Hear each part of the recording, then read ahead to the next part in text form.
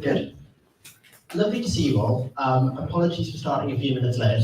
For some of the familiar faces that have been coming to our events for a little while now, you'll know that X and Y is a new home for us.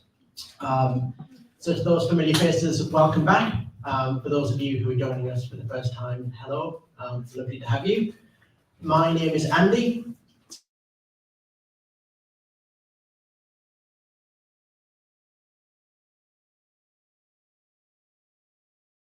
Organisation funded by the Branson family, and we help people in the UK start and scale early stage businesses. And we do that in a whole host of ways. So at the very earliest stage, we provide business advice, access to funding. We run one of the UK's largest entrepreneurial mentoring networks. We run later stage accelerator programs, and we run events like this as well. So thank you for choosing to spend your evening with us tonight. We've got an amazing founder who's going to be sharing his story on kind of starting and scaling Magic AI. And I will shortly introduce you to our wonderful host for the evening. But before I do, I just wanted to say a special thank you to Virgin Money, who are our partners tonight, and thank you to their support. We're able to make events like this free of charge. But yeah, without further ado, I will introduce Nat, who is the co-founder of the Future Kind Collective, who are an absolutely awesome culture design agency. So they help companies design their culture and strategy to help build really kind of thriving teams and businesses. So Nat, over to you, if that's all right. Thank you so much. Thanks, everyone. Hi, everyone. How are you doing?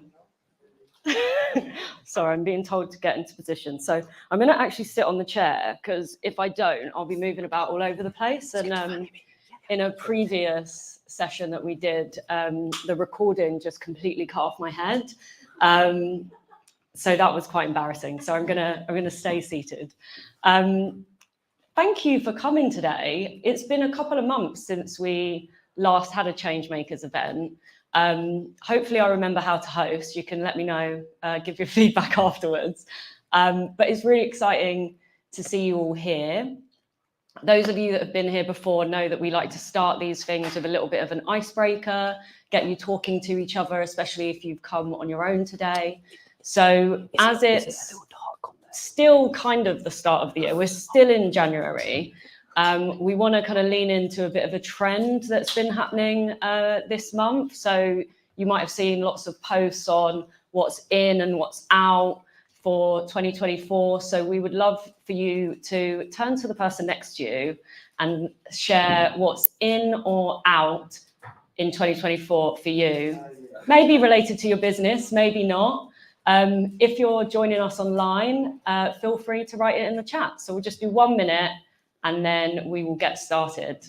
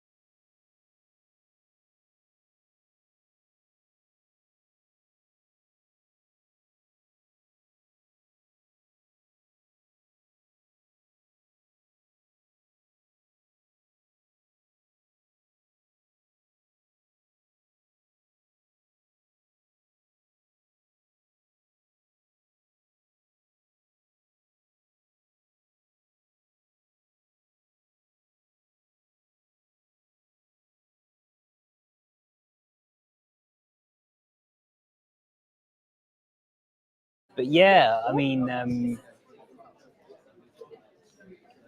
Awesome. Hopefully you have had enough time to share. yeah. Does anyone want to share their in or out? Yeah, 10 out of 10. Before we move on? Anyone want to inspire us? Go on. discussing how pop-up businesses will be a driver for SMEs in Oh. 2024. There's been a continual trend, although it was hit by COVID, as most business was, it's still continuing on the upward trend. So I'm excited to see how things pan out. Love that. That's really great. At the start of this, when I was asked what my ins and outs were, I couldn't really think of anything. And so, although I shared a more thought through answer for you, when I was first asked, I just said, in is health and out is unhealth. That's where my head was at this morning. So I made up a new word. Anyway, it's time to get our wonderful change maker and speaker on to the stage. So our next change maker believes that getting one-on-one personalized training should be accessible for everyone, which I absolutely love. And that's what Magic AI is all about. So from taking out a Virgin startup loan in 2019 through to raising $2.5 million last year, just recently. I knew it was recent. It's no surprise that Magic AI is on the 100 startups to watch list in 2024. So let's welcome their founder, Varun Bhanot. Welcome. Thank you. You had quite a long walk there. Yeah. It should have gone through the middle. It would have been like a catwalk. Oh. There you go. Hello. Oh, it's quieter. Oh, that looks good. Oh, mine doesn't have lights on.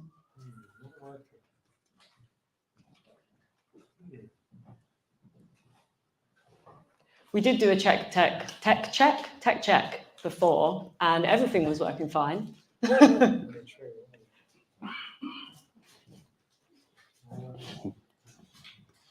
Right, we're going to get that working. In the meantime, you can just shout. Okay. Do you want to, shall we Hello. swap? I feel like your voice is more important than mine, and I'll shout. Oh. There you go. You get the good one. Okay. I'll hold it here just so I feel professional. Welcome. Thank you so much for being our first change maker of the year. We're going to dig into Magic AI a lot in this talk. So to kick us off, I'd really love to hear a little bit about you growing up. Like, was entrepreneurship always something that was on the cards? Did you always want to work for yourself? Like, tell us a little bit about that. Yeah, and thanks a lot for inviting me down. It's Our pleasure. Great to try and support Virgin Startup, given I think you guys were the first check into our company and first believers when there were many people who didn't believe, which I'm sure we'll go into. Yeah, entrepreneurship. I mean, I think a lot of people, I don't know how many of you in the audience, but there's a big thing around go to business school, and that's where you learn entrepreneurship. So a lot of people who want to start a business might go and do like an MBA or one of these kind of postgraduate courses in business or entrepreneurship. And the truth is you can only learn entrepreneurship on the job. There's no way of going to some school, reading it in the textbook. What you learn in the first year trying to start a business is more than you'll learn in 3 years of doing any kind of business course. And actually most business schools, by the way, and I'm saying this because I went to business school and did it, they teach management and how to manage teams and manage finances and things like that, but they don't actually teach how to be an entrepreneur. And growing up, I was mainly inspired by family, seeing what they were doing, not in this sort of space of technology that I'm in, but just seeing how they were trying to patch together different resources to try and basically make an extra buck over and above. That was particularly inspiring. So, but yeah, came from an entrepreneurial family, but I have to emphasize that everything I learned was really on the job, and particularly in the last few years of running this business, it wasn't from any kind of, I wasn't sort of selling sweets in the playground, and I know that's a common story of a startup, but it wasn't that type of thing. Awesome. I love that. And I really love what you said about learning on the job. Like, I do think that there's something to be said as not much can prepare you for being a founder apart from taking that jump and being a founder. And I found something interesting when we were talking before and preparing for this, that you decided to work in a startup before starting your own startup. And I personally am a really strong believer in learning the ropes on somebody else's, like with less risk to yourself. Yes, like yes. I was going to say on somebody else's time. It sounds a bit like harsh to say it like that, but I do think that's really important. And I was really interested to see that as part of your journey. Do you want to talk a little bit about why you did that? And yeah, so when I did take a graduate job after uni, and then I quit after a year, and I applied for a startup. And back, this was 2013, so no one really knew what a startup was, including myself here in London. It wasn't so much a big deal as it is, now it is today. So I applied to this job, and I went to a job interview and made up a cock and bull story about all these skills I could bring to the table, and it was swiftly rejected from that job. And the guy who was interviewing me, he sent me a message afterwards, and he goes, "I can see you want to start your own startup. I can see that's what you ultimately want to do." So he said, if you want to start a startup, there's 2 ways to do it. The first is you either start a startup and you jump in both feet. The second is you go and work for a startup and for a few years. Now, if you jump in with 2 feet, the learning curve will be very, very steep, but you've started your startup and then you're well on your way to your ambition. If you go and work for a startup, the learning curve won't be as steep, but as you said, you get to do it on someone else's dime. So you don't get to make mistakes that cost you. Instead, they'll just cost your employer and hope it doesn't make a massive impact on your own job. And that's literally the best way to do it. So I went to work for a startup here in London called Hubble, who I think may have actually been involved with Virgin at one point.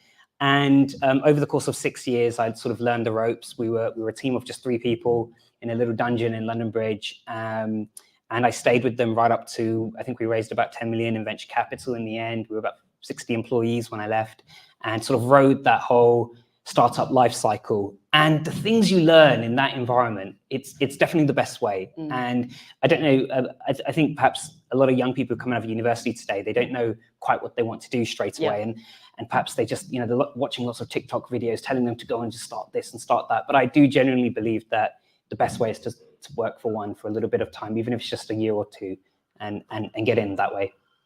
Yeah, definitely. And I also find that sometimes if you don't have an idea, because a lot of us might know that we want to work for ourselves and we want to be a founder and we want to start a business, but you might not have that idea yet.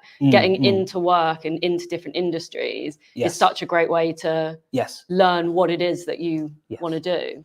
Yeah. I actually, when I was working in that, exactly, and the point I forgot to mention was that it buys you time to actually work on your own ideas and test them and tinker with them behind the scenes. And obviously, it doesn't cost you anything really because you're being paid. I had a spreadsheet of startup ideas to be very, although this is inspired by my, the company we're launching now was inspired by my own personal journey. But I did have a spreadsheet of ideas trying to figure out where's the gaps in the market and try to be very calculated about it. And in the end, it just turns out I was just inspired by my own personal challenges, which is what led us to start the company. So it's great. It buys you time, that's for sure. I love that.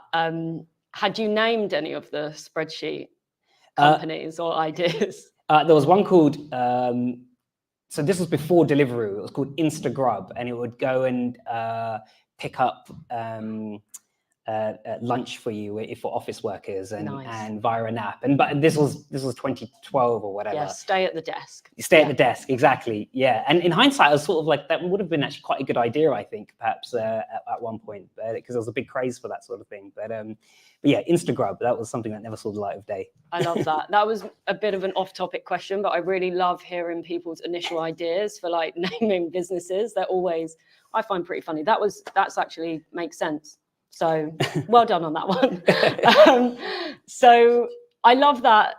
I love that kind of story arc there around how, like, you clearly wanted to be an entrepreneur. You wanted to have your own startup. You had all of these ideas that were trying to solve clear problems in the market, but it wasn't until you connected with your personal story that the business truly emerged. Do you want to tell us a little bit about that, the early stages of thinking about Magic AI? Yeah, so when I was working in that startup I mentioned, Hubble, over the course of 6 years, I never really paid attention to my health very much. And it was quite a high pressure job, building an early stage startup as an early employee. And throughout my 20s, I'd sort of let my health go. And particularly sort of as the offshoot of university, I just drank way too much whiskey, ate too many kebabs, and ultimately just didn't really have any solid grounding in nutrition, in gym work. I'd never set foot in a gym. I'd never lifted a dumbbell. I had no idea what I was doing. And eventually, it dawned on me that I needed to make a big change soon, or ultimately may face future health problems later on. And genetically, I know that genes weren't on my side necessarily either. So I jumped into a local personal training gym, which was actually incidentally just on the same road as my office. And over the course of about 4 months, lost, I think it was about 25% of my body fat, and did a sort of cover shoot, and it was sort of very cringeworthy, and it's great for our pitch deck, but it's the sort of thing which I never thought I would do. I found it too intimidating. Wasn't the sort of thing that I ever thought I would do. And I realized that actually this is this type of personalized one-to-one training, which costs so much, by the way. I think in London it can, or especially around here, it will cost about £100 an hour for one person. So I was thinking, is there a way we could try and enable people to get this same one-to-one hyper-personalized training experience, but do it on demand, at scale? It's accessible to people in a safe space where they don't feel intimidated in their homes. And that was the seed and the nugget of the idea, which basically made us start thinking about Magic AI and what we're building today. I'm really gutted that we don't have the cover shot as the opening picture. Like, I think everyone would leave quite quickly. Yeah. We've missed a trick there. I love that. Like, you can really see the passion there that you've like attached to what it was that you went on to create. For anyone that doesn't know, can you summarize what Magic AI is and yes, so you might see the edge of it in that picture, but there's a mirror there. And essentially what we've built is what we call the world's first AI personal trainer. It's a beautiful wall mirror that you put up in your home. It leans up, or you can mount it, just like a piece of furniture, the sort of thing you might have in your wardrobe or in your living room. But when you turn it on, there's a little button. You suddenly get a hologram of an actual human personal trainer that appears in the mirror. And they will guide you through a series of workouts, programs, classes, just like a human would. But what's really cool is there's an embedded camera inside the mirror. So as you're working out and following the trainer, you actually get live feedback into your form. They correct you when you're doing it wrong. They count your reps. They guide you on your weights. And they ultimately tell you exactly how you're doing and give you a score. So all of the things that traditionally you had to pay a human to do, 50, 60, up to £100 an hour, we're now enabling people to do that on demand. The whole family can do it. And that's what it is. It's an AI personal trainer. That's like it. When I hear that, it feels so futuristic. I don't know, like even in this day and age, I'm like, wow, that's the future, but it's obviously now. And it really, like, I'm trying to draw back from, this beautiful product that you have now, like kind of draw that back to those like initial kind of sketches and ideas. Yes. And I have a really beautiful quote here from yourself that says, I didn't want to die with my song still inside me. And I thought that was so beautiful. And we had to share it today. And like, I guess I'd love to hear a little bit about the journey of like turning that idea and such a like unique idea into a reality. Like how did you approach that, and how did you kind of get that first thing out there? Yeah. Wow. There's a lots of, you've done your research. That's quite incredible. So in my Alice is very good. in my first job, I mentioned I was in a graduate job. It was an investment bank, and I remember you spend your whole life going through school, then you go to you pass your exams, you study really hard, and then you might go to university and then you study really hard there and get your degree. And then all of that amounts to this job that's waiting for you at the end. And I got into that job, it was an investment bank, and I sort of sat there in this box office, remember thinking, is this all my life is now going to be? Is that what all of this was for, was to sit in this, literally this box office? And as you said, I said, I don't want to die with my song still inside me, which means I've got much more to give than this. I've got much more to give to the world. And I think a lot of people get frustrated and perhaps depressed because they feel that same thing in what they're doing. They don't feel they've hit their true potential. And yes, fast forward several years, that sort of motivation is what made me start thinking about building this business. I think, and I'll be very frank, I think there are businesses out there that could actually make more money than what we're doing, right? We've heard about these type of software as a service platforms, which, they sell some legal platform, they sell to all these big enterprises and they get these huge 10-year contracts, right? And they become these massive businesses and all the investors want to invest in B2B SaaS. But the truth is if I died next year, I'd be very, very happy that I'm building this type of business because it's making an impact to people's lives. It's democratizing something that previously was very, very expensive. So I think it's very important that whatever you focus on, if it means that much to you, make sure it's something that you'll be proud of if you're no longer here. And I think that for me is my personal reason for doing this. Yeah.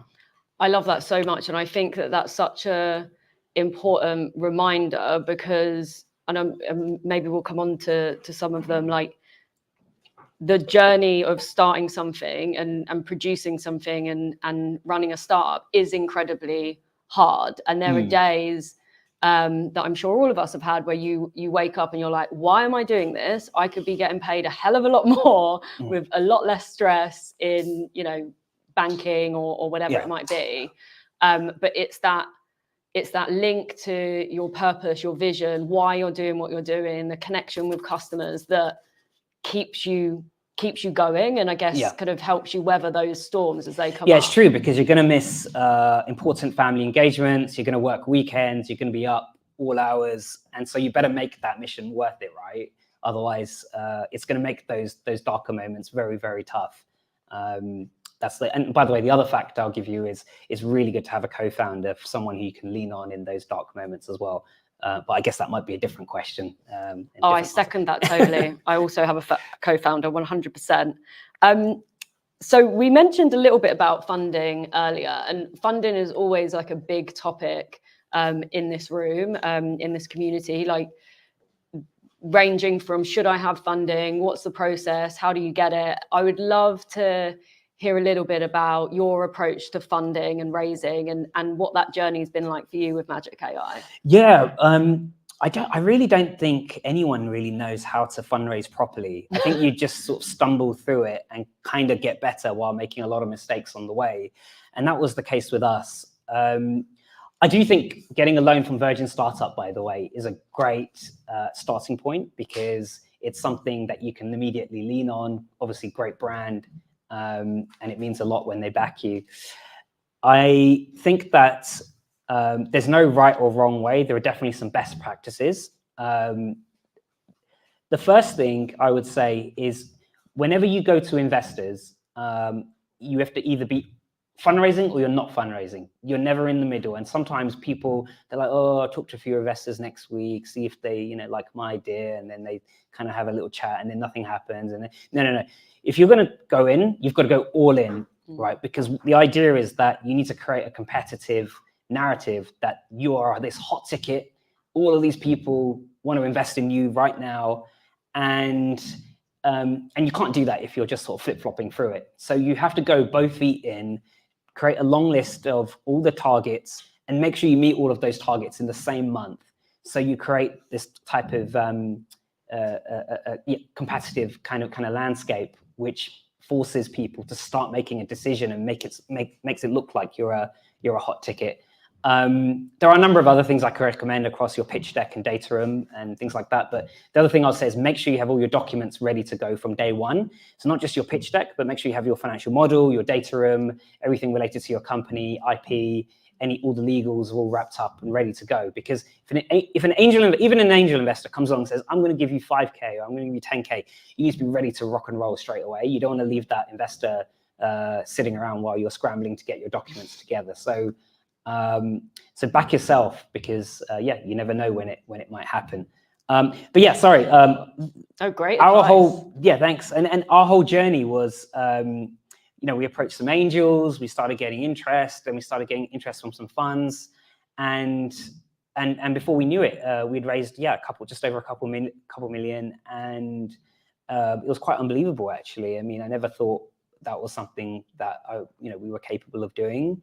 And also, when you start these crazy business concepts, you never actually think that other people would back you, sort of thing.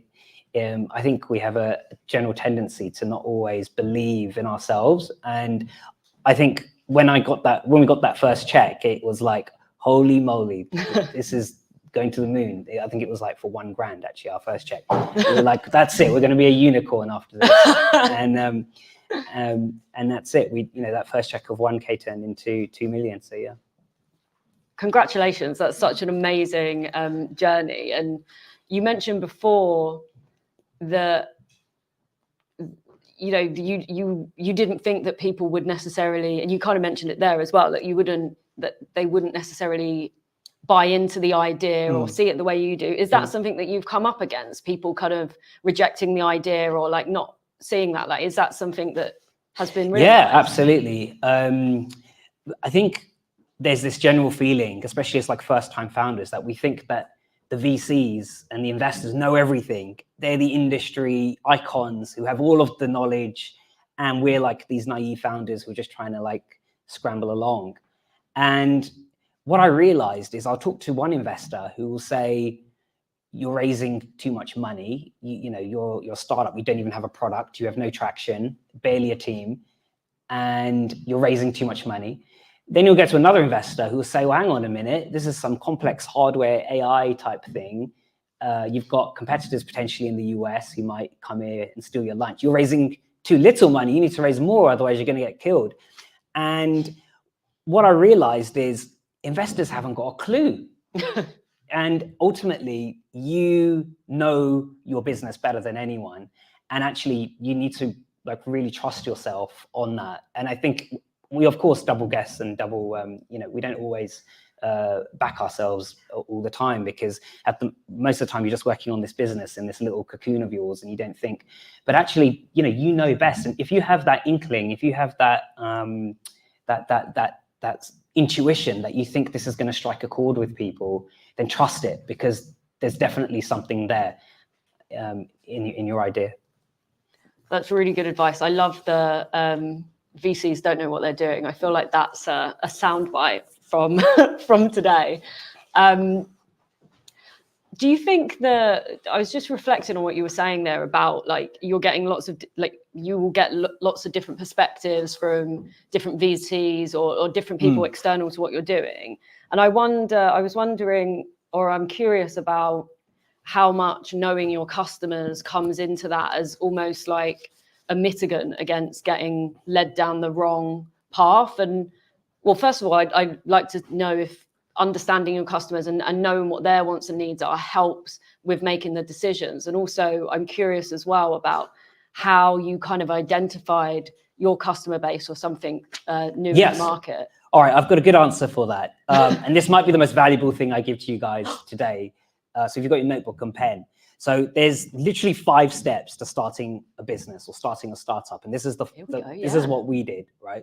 The first is, and this is, by the way, if you have an idea for a product or a service, whatever it might be, go to squarespace.com or Webflow or even Shopify, and you set up a landing page, right? Very simple, kind of, they already have lots of beautiful templates, which are already designated for various industries. So if you want to start, I don't know, a new trainers brand, they already have a series of sort of sneakers that all look very presentable. So you go to Squarespace, you start a landing page, very simple. The second is you go to a website like Dribbble, DRIBBLE, 3bsle.com or Upwork, and let's just run with the trainers example. You can hire someone on that site for a few £100 who develop a beautiful 3D photorealistic rendering of this trainer idea. Make sure you get some product imagery that just looks real, even though you don't even have a product, right? This, by the way, this is assuming you don't even have a real prototype, nothing, because that was our story. We never actually had a real prototype when we first set up our website. The third is, once you've got that website to a decent enough state, don't spend too long on it, because I think a lot of people get into that analysis paralysis where they're constantly trying to iterate and make their website really slick and polished. You don't need that. It does need to be sort of good so you don't look like you're scamming people, but just make sure that it's good enough. It only takes you a few days, especially with websites like Squarespace and Webflow. So you set up this site, which looks fairly decent. You've got product images there now, which you've rendered. Oh, by the way, you can use ChatGPT-4, Midjourney nowadays, right? You don't even need to necessarily pay people, right? So you can use great tools like that. The third is, you've got your website, it's connected to a checkout on there. The third is, you now need some customers, right? Where do you find customers? Where do you find your first 50 customers? Where do you find your first 100 customers? Is performance marketing, right? It's not Google, because people don't know about your product, so people aren't searching for it on Google.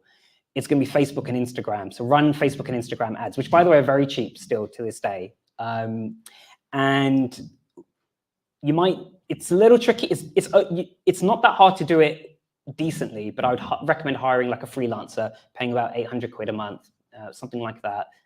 And they just run your ads for about 3 months. So you get very simple, by the way, and use those product renders for your ads, right? So let's say you're starting a new sneakers brand, and I don't know, they have some cool technology in them which heats itself, right? Self-heating trainers, that's what we're developing here.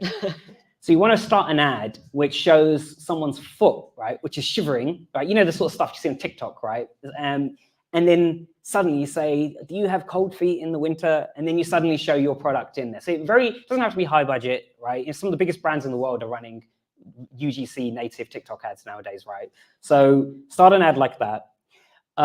Now, for 3 months, you just want to run those types of ads just to see and try and get some traffic to your website. You're not trying to build a big business here. All you're trying to do is validate your first 50 customers. That's all. You want to see, before you spend a penny on developing this product, right? It doesn't even exist, by the way, right? You want to validate, is there a market need for this thing before you spent any money on the R&D or prototyping. If you can get your first 50 customers or first 25, who are willing to put some money. And by the way, you could just say, here, pay us a £20 deposit because we're not shipping these till Q3 2024, right? So just say something like, you can say something like that. So it's a smoke screen test.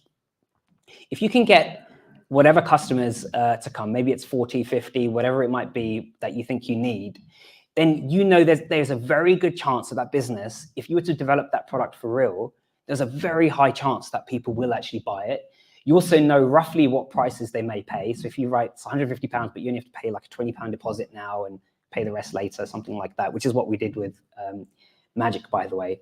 And all of this stuff sounds very whimsical. And I think a lot of entrepreneurs think that this is just some fun game they're playing, that maybe people will buy it, maybe they won't. But I promise you one thing, there'll be a day, that first day, when you look at your phone and you will see self-heating trainer shop has received one order, and there is some random customer up in, God knows, somewhere in Scotland who's actually put money against your trainer and they've bought it. That day, you will be hooked. You'll be like, that's it. I'm going to do this for the rest of my life. And that was actually what happened with us. We had our first deposit for £99 that someone put against the Magic on a website, which honestly, we'd nicked half the, we'd photoshopped the photo. We didn't have any product, right? And that day that we got that first order for £99, honestly, I said to my wife, we're going to be billionaires. And here we are. We just shipped last week our 1,000th order of the Magic, and we're growing. Yeah, let's give that a clap. I love that. Like, hot tips. I hope, well, if you didn't get to write that down, you can watch it back. So isn't that good news? Thank you for sharing that. And it's so succinctly as well. We're going to go to questions in a minute, but I have a couple more questions from me. So we've spoke a lot about your journey, getting into becoming a founder, starting, funding, all of that good stuff, the 5 steps to starting, all of that. I'd love to hear a little bit about you as a founder. And I guess, of course, well-being is clearly important to you now, which is amazing. And it's obviously something that's becoming more and more important and talked about in the founder space. So I would love to hear, and maybe this is me looking for some advice, but I'd love to hear how you look after yourself during the tough times of running a business, but I guess generally when running a business as well. Yeah, very, very hard. And it's actually something I'm still trying to figure out. I think that it's very important to be part of the right network. Again, can't thank Virgin Startup enough, because you find like-minded founders in this network, in this community, you can lean on. And actually, you often find that most founders are actually willing to have a very vulnerable, no-holds-barred conversation about how they're actually finding things. I know that there's this general tendency to try and show on LinkedIn and Instagram about how much you're killing it, but actually, you know, the best conversations are actually when you talk about what's actually going wrong. And it's so important to have communities and networks that you're part of. And by the way, just shoot me a message on LinkedIn. I'll tell you some of the great networks to join. In addition to Virgin, there's one called ICE, one called Founders, which I can recommend you to. And it's just so important to have like a mastermind group or a group of people who you can lean on. Most founders I know have a therapist in some way or form, which definitely helps to bounce your ideas and communicate with. But as I said, it's something I'm still figuring out. My co-founder goes off every weekend and plays table tennis so he can let out his aggression on the table. Hopefully not aggression against me, but you know, that's his outlet. He gets away from the work environment. He's out of the house.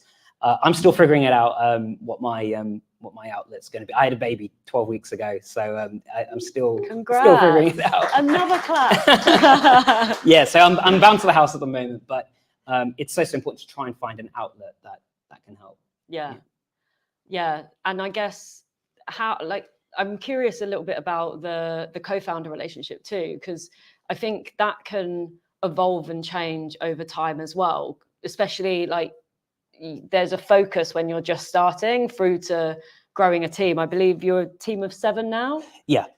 So how's that kind of co-founder relationship evolved in that time? Yeah, great question. So we have at 2 p.m. every Tuesday, we have a co-founder check-in. So we sit down together in a private space and we just talk about our feelings and how things are going in the company, and you know, what's going well, what's not going well, what our concerns are. And it sits, I think it's very important to fix something into the diary, like 2 p.m. every Tuesday, because you know that there is that fixture every week when you know you can talk about the issues and you've got that outlet ready to go. It's not just you know, you have to schedule something in and then you know everyone's busy. So very, very important to do something like that. We're still a pretty small team, so in terms of like developing culture, we're still figuring. Maybe I need your help from your Let's chat. Yeah. But pretty much at the beginning of every month, we do like a team breakfast, and then we'll do like a social every quarter and things like that. But by the way, I think building culture when you're a company of 6 people who have only just got to know each other and they've all been pulled from random places. Our first social was literally like a school disco, and I'm trying to, you know, bring everyone together at once. So very difficult, but it's something we're still figuring out. Yeah. It's that, but it's also a really great time when you're that small to kind of craft that together as well, because sometimes we leave it like really, really late and then you're like 20 people and you're like, hold on, this wasn't what I imagined. So actually, I think you've got a really great opportunity at that size. Yeah, absolutely. And there's a phrase which is hire slowly and fire quickly. And we've made the mistake where we hired somebody who wasn't that bad, but wasn't that good either. And the problem with people who are in between is it's actually even harder to fire them because they're not that bad. So we took a very, very long time in making that decision to fire them. And that was a learning curve for us, which is as I said, hire slowly, really take your time to find the culture fit, the person who's going to help you get to A, B, and C. Give them a test if you have to. Pay them for a day or a few days to do a test with you, come into the office, do whatever, because it's better you lose that one day's spend than have to hire somebody on a full year salary. And then, 4 months later, you realize you need to get out of it. So that's what first thing I would recommend is hire slowly, but fire quickly when you know. Yeah, I actually have a really good story that brings to life that value of like bringing someone into the team and like working with them to see what they're like. So I'll share that, then I'll ask one more question, then we'll go to the audience. So I can't remember the name of it, but there's a Swedish furniture brand that isn't IKEA. It's like a niche one. Really? It's very, very niche. They only do like one type of chair. Someone will probably know what it is. Anyway, when they hire someone, they bring them in for a day and they like work on, the process with them. And it's in this book called Own Your Culture by Breton someone. And essentially this guy came in, he was amazing, like perfect in making what they needed to make. But at the end of the day, he just threw his tools into just put the tools into the box and didn't sort them into their like right place.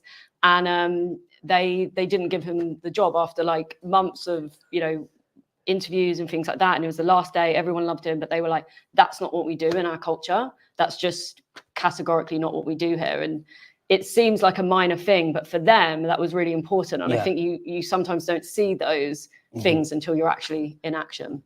Yeah, exactly. And that's exactly why we've started doing assessments in all sorts of different shapes and sizes, because it's better to figure those things out now. Exactly. Awesome. So my last question before we go to the audience is, what are you most excited about for this year or the coming years for Magic AI? So the product's in a great place. It's doing what it says on the tin. And I don't think with AI being this huge trend over the last 12 months, we were kind of very lucky to be already building this before the hype. So we're already ahead of the curve. There's not many businesses that build the exact type of AI, which is like computer vision, tracks what you're doing. It's a bit like what they're putting in self-driving cars, where it tracks what you're doing, it understands. For us, I think taking that as the foundation, what we really want to do is go further into health monitoring and tracking, where the mirror might scan your body and tell you about your biometrics, and then recommend things to you about what you should and shouldn't be doing and where your body is on a daily basis. A bit like a dashboard, health dashboard for the home, like the Alexa, but it's the Alexa dashboard for your health. Perhaps we might even put a doctor in the mirror where you can consult with a doctor and things like that, potentially. So we're very excited. There's definitely different angles we can go on. We do need to hire more people and we do need to grow the team. So we will be fundraising again soon. In fact, we are fundraising now. As I said, you've got to turn it on or turn it off at the right time. So we've turned it on just this week, actually. And I'm very excited. I do think there's a huge market for us in the US. And I think we probably will go there sooner rather than later, actually. Amazing. Love that. So exciting to hear that. We are now going to go to the audience. I think I asked more questions than I think I should have given you more time to do Q&A. So apologies for that. But who would like to? Hi, do you want to introduce yourself and your business and then ask your question? Well, no, because that's part of my question. Ah. Part of my question is, hi. I have a lot of anxiety about sharing my ideas in case people steal them. So when you were like, build a website and put your idea on it, I'm like, no, because someone's going to come in and take it. No, you obviously don't have any of that fear. And so I'm thinking that's kind of what's holding me back. It's like faith that no one's going to nick it. That's such a good question. I have lots of ideas. And I've got a lot of drive. And I think I'm assuming everyone else is like that, but they're not. They just. It's so the idea I gave was around when you set up a website and you can run ads to get traffic to the site, so Facebook and Instagram ads. You don't have to tell any of your friends or people about that. Or do you mean people seeing it and then they might try and comment? Like, what if some stranger, even talking to anybody about it? Because I think the best ideas are really simple. Yeah, generally speaking, and I'm not saying it never happens, but generally speaking, no one's going to nick your idea, right? Because no one's just sitting there twiddling their thumbs in their living room going, I need a business. Oh, I like that one. I'm going to nick it. Right?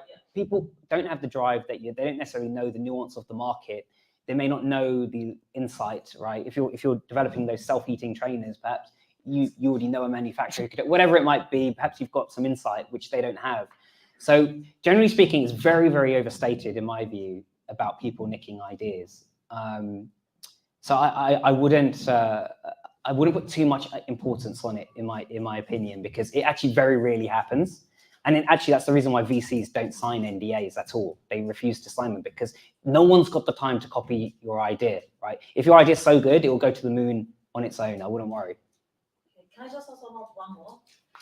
Go ahead. So just because you just said you had a baby and you have a wife, and I think I'm really new to, I was like just one woman band for 10 years, and I've got this idea and I think it's massively scalable, and I've been around this. I actually knew Will Shu, just like having dinner with him when he was like on the bike, picking up food. So I've got that, kind of idea, but I have a disability and I have 2 very young kids that I have to support my family because my other half has to take care of them because I can't take care of them. I also have to pay for childcare.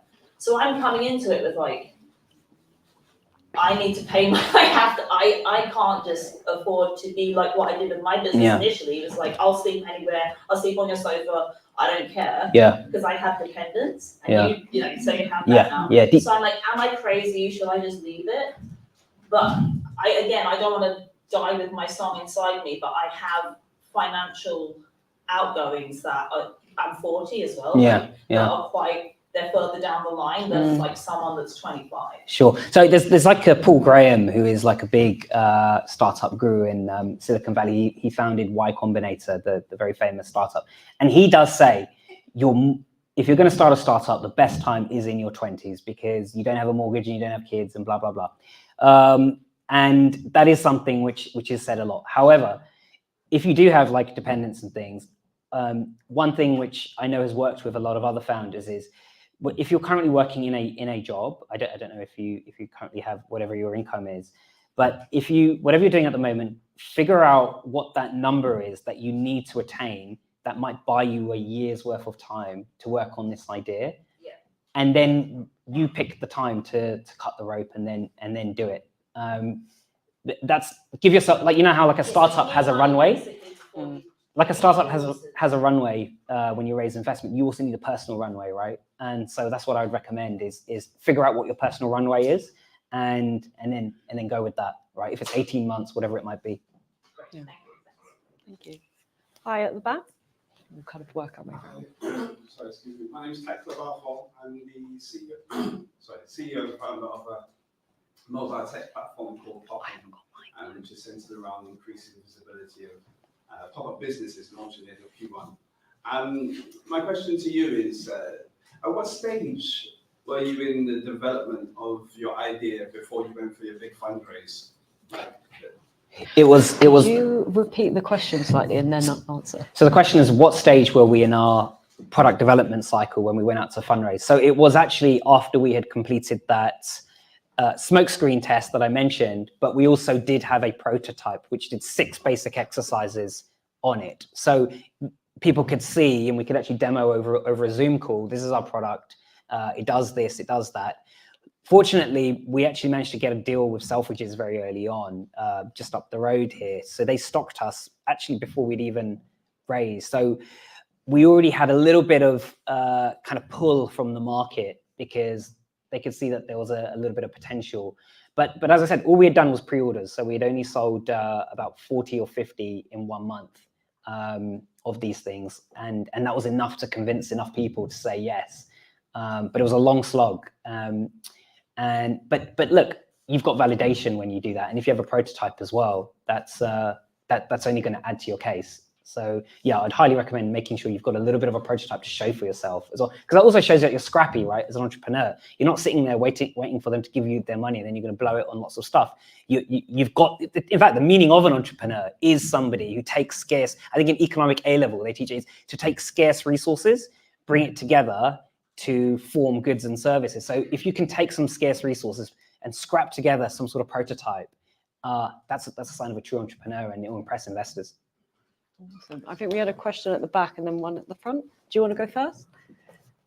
Hi, I'm Julian, founder of Impact. We basically teaching is the best way to learn, but we're raising currently also seed rounds. My questions around that. How many, if you can share, of your angels that invested in you in the first place did you actually reach through cold outreach, and how many were more warm intros? And if it's what I think that it is, which is probably most of them were warm intros in one way or another, is there any that tip or one of the big learnings we had while getting those intros? Is it coming to events like this? Is it joining the networks you mentioned before? Yeah, absolutely. It's very difficult to get in front of investors, including angels, if there's not some sort of warm intro, because that's how actually the world of investment works. There's a lot of hustling involved. The best thing to do is to try and befriend, even if just via LinkedIn, befriend somebody like a founder who's already been invested in by that angel or by that fund, because they're the warmest possible intro, right? If they've already backed that guy, then they might back you.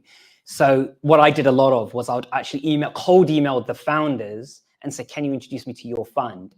And more often than not, they would say yes. Or sometimes I'd say, can I see your deck first, just to make sure you're not just a hooligan who's gonna, because it makes them look bad, right? Because they're putting themselves on the line to basically kind of endorse you.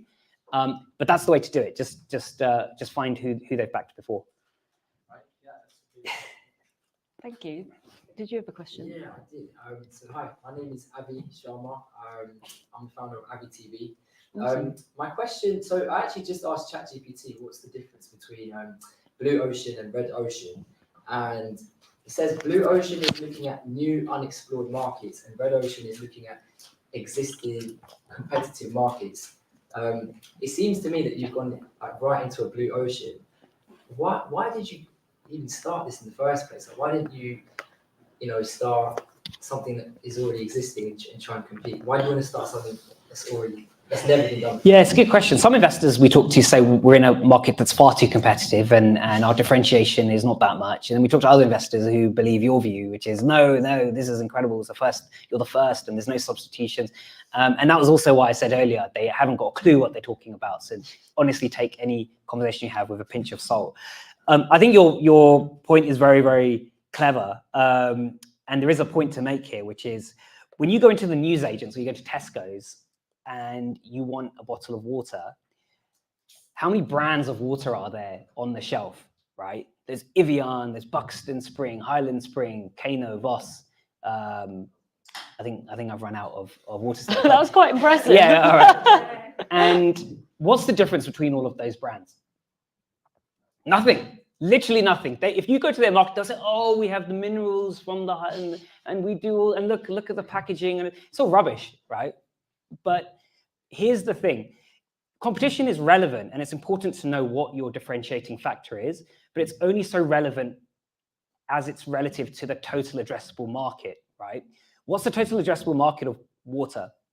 I don't need to look this up on ChatGPT. It's 70 million people in the UK. Everyone drinks it. So the positioning is that there's no one brand that's going to win this entire market. So there's the opportunity for multiple brands to be in it. So actually, in some markets, not all, but some markets, you don't really need that much differentiation. It's just too big. And another thing that a lot of investors neglect is actually that a lot of markets are growing bigger and bigger.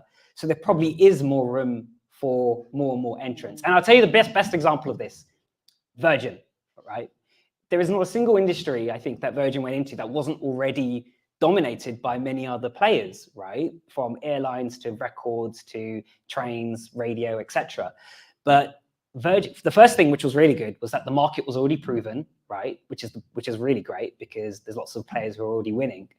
And Virgin needed to know what the differences were and various nuances were of those markets, which could make them a little bit different. But fundamentally, those industries are so large, so mega, that it's impossible for any one business to win it, or even maybe 3 businesses to win it. And I think in many of the industries that Virgin operates, there's probably more than 10 massive companies who are all runaway successes. So don't get too hung up on competition. And a lot of investors will drill it in, and on Dragon's Den, always, oh, what's your USP and blah, blah, blah. sometimes you don't really need that much of a USP. It's important to recognize sometimes the industry you're in is massive and it might be growing, and you just need to have your little chunk, have your little niche within it. How are we doing? Time for more? Do you want to go next? Jason, you've obviously gone through your funding round now. You said you just opened up funding again and started with that B2C proposition. There's now a wealth of channels that you could go down, retailers, insurance companies for the health side, B2B. I'm wondering, now you're at this stage, how do you remain focused so that you continue to do what you do well and not spread yourself too thinly? What's your approach to that? Wow, great question. So I think right now we're laser focused on B2C, trying to hit our monthly metrics, because ultimately a venture-backed business has to make it to the next funding round. And the only way you do that is by hitting the next sort of revenue milestone. So for us, we're just laser focused on trying to just refine the value proposition, get it into as many consumer hands as possible. And then probably in the next 12 months, build out like a B2B, build a B2B model, and we'll probably hire someone specifically to do that. So that's basically the short answer, which is you've got to put one foot in front of the other and just be ruthlessly prioritizing what's most important right now. Don't try and do 100 things at once. Just do one thing and do that one thing well, and go to, if you need to go to investor, go to whoever, go to them with that metric. This is what we've achieved. We've gone from here and now we're here. That's it. Awesome. Hi. I'm founder of Valiant. I'm Neil. We use real-time interactive workouts and AI to keep beginners going to the gym. So I had a question. I know earlier you spoke about how you can take two routes where you can just dive into the startup. You took the latter, which was work for a startup for a couple of years, learn the ropes. What happens if you took the first route, which I did, and trying to get up the learning curve much quicker? Do you just lean on to your founder networks and reach out, or what other advice do you have for founders that take that? Yeah, as I said, when you do that, the learning curve is much steeper, right? And I guess you're either going to be a success or not, and it's all down to you to make it happen. And the problem, I feel like I don't know if you've ever seen that cartoon of I don't know if it's like Tom and Jerry, and Jerry's on the Tom's on the train, and he's like building the tracks as the train's like moving, and he's like trying to save himself from falling off. It feels it's going to be like that, right? You're just on this runaway train. You're constantly trying to figure out what that thing is in front of you. And you have to lean on whatever network you've got. So I'd highly recommend doing that. Yeah. How have you done that? Like build your network, and what's the best way you've gone about that? Going to events like this for starters. LinkedIn's incredibly important for getting your name out. I'll tell you actually how we won one of our first angel investors. He's a guy called Dan Murray-Serta. He founded Heights. I think he's a big champion of Virgin startups as well. So I bought his product. I became a customer of his product for about 6 months. It was like brain supplements. Great brand, by the way, if he's watching. And I bought his product, and then I sent him an email. I said, I'm a customer of yours, and by the way, have you considered improving your product by perhaps, you could make the packaging bigger and then you can ship more, and have you thought about going into this area? So I wrote down a list of points that I felt might be beneficial for his business. And he replied, which was really nice of him, and he said, this is really helpful, thank you so much, blah, blah, blah. And then about a couple of weeks later, I said, oh, by the way, we've just opened a funding round. And I knew he was a prolific angel investor, and he was one of our first angels. And because I was a customer of his, there was more of a reason for him to get involved. And he actually brought about 20 other angels into the round after that. I think, so yeah, that's one tactic, is if it's a well-known person, try and be of value to them first. And that's a good way of getting in through the door. Awesome. How are we doing for time? 2 more? I think you have one over there. Thank you. Sue Sharma, I'm a lawyer. I'd just like to ask you, you've got an incredible product, so congratulations for that. And I think we can all see, all of us can see it's going places, it's going to be incredibly successful. And you yourself have experienced success, you picked up awards, I think you were Entrepreneur of the Year. So it's looking incredibly successful. But I'd like to ask you about failure. Have you ever experienced failure? And if the answer to that question is yes, what allowed you, what made you get up and go again and now produce this fantastic product? Yeah, so before we started this business, I didn't mention it in the talk because it would have got very long-winded, but we did try to launch an app before this, which was still in the well-being space. It was more focused on financial well-being. And we were going to sell it to companies, right? They were going to be our B2B. We were going to sell it to companies. And we launched this app, or we tried to launch it. We built out a prototype and things like that. And we started trying to pilot it with a few businesses. And by the way, we were going to sell this to like hospitality and leisure workers and people like in those sectors, retail. And this was March 2020. And that month, COVID hit and all retail and leisure and hospitality shut down. And we were quite frankly building the worst possible app at the worst possible time, right? We'd even send an email to the HR manager to see if they wanted to buy this app, and they would reply with an out of office saying they're on furlough themselves, so they couldn't even buy this app.